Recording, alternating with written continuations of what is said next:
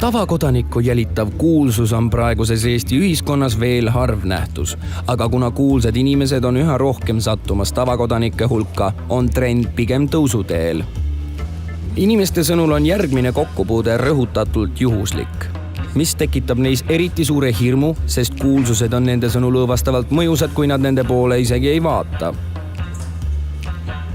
Kolmas kokkupuude on inimese jaoks määrav. Kui tekib silmside, on asi tõsine. Politsei andmetel on kolmas kokkupuude kinnituseks, et kuulus inimene on just teid välja valinud ja tegeleb tõepoolest jälitusega. Palun vabandust. Sellisel juhul tuleks käituda järgmiselt. Kuulsast inimesest vaikselt eemalduda. Kui ohutu kaugenemine on siiski olude sunnil vältimatu, proovige jääda rahulikuks ja otsige tuge kaaskodanikelt. Võite palun.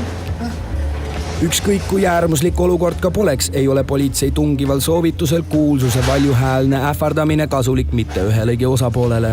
Jan Uuspond, kui te kohe minu jälitamist ei lõpeta, siis ma kutsun politsei. Samas palub politsei arvestada ka variandiga, et kuulus inimene teid tõepoolest ei jälita, vaid on lihtsalt poes.